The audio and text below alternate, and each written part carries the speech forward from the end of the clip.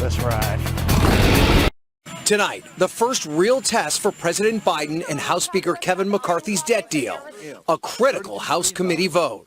Yes, I'm confident we'll pass the bill. The legislation to avoid a catastrophic default must pass by June 5th, and already lawmakers from both the conservative right and the progressive left are raising concerns. Not one Republican should vote for this deal. It is a bad deal. It is bad. Whoa. In a lot of respects. The bill will raise the debt ceiling for 2 years. And after Republicans demanded spending cuts, the deal caps non-defense spending to just a 1% increase over the next 2 years. It claws back unspent COVID aid and places new work requirements for some adults on food stamps. Still, some House conservatives are worried McCarthy gave up too much. And some are entertaining what's called a motion to vacate, a vote to remove McCarthy as Speaker. 5 minutes later. It's actually trying to secure the border. Actually saying that if you're going to raise the debt ceiling, maybe you should actually enact fiscal reforms to do so. We did that. We worked in good faith. Everybody's sitting around, working around the table to accomplish the objectives the American people sent here to do. Unfortunately, last week, there was a breach.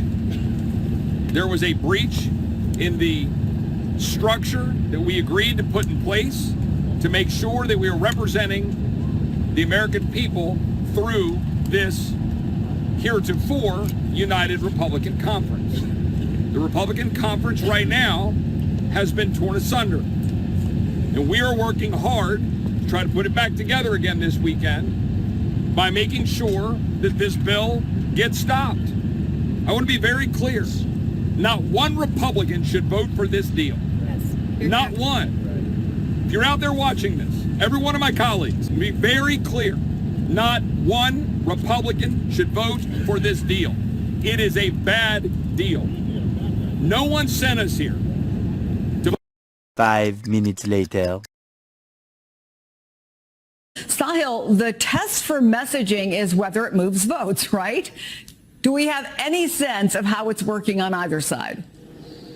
That's right, Chris. Well, we know that this Freedom Caucus press conference, this opposition is a headache for Speaker McCarthy, but whether it becomes a vote problem for him at the end of the day remains to be seen. We counted about a dozen members of the Republican conference at that press conference, some of the most hard-right members who leadership was never counting on in a bipartisan deal with Democrats. If the number remains that low in terms of Republican defections on the floor, it would be a dream outcome for Kevin McCarthy because, of course, Democrats can vote on this, and they are expected to provide a substantial number of votes at the end of the day to push this over the line. Now, the Freedom Caucus members are singing a familiar tune here. They're saying the cuts in this bill are insufficient, that the bill is gimmicky and swampy, that Republicans gave up too much. As you note, it's a very different message coming from Speaker McCarthy, his leadership team, and their allies. They say this is historic and that it cuts spending year over year, which is, they're correct about that. It's rare in Washington for that to happen. They have some conservative policy concessions to brag about on tougher work requirements, permitting reform, restarting student loan payments after that pause, and rescinding some IRS funding. All this, they say, they did while controlling one half of one branch of government. So the vibes that I'm getting, that we're picking up on Capitol Hill, is that the center of the Republican conference is holding. Most members are on board. He will lose the House Freedom Caucus, most of them, many of them at least. The question is, do those far-right members take the L and accept it and move on? Or did they try to do something drastic like come after Speaker McCarthy's job? This is the same group of people who forced him into 15 ballots, embarrassingly, throughout an entire week on the floor just to become Speaker of the House. That's the big question with them.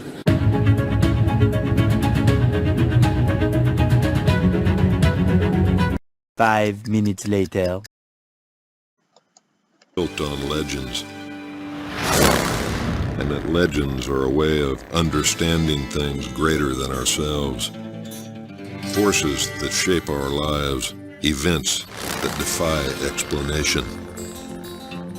Individuals whose lives soar to the heavens or fall to the earth.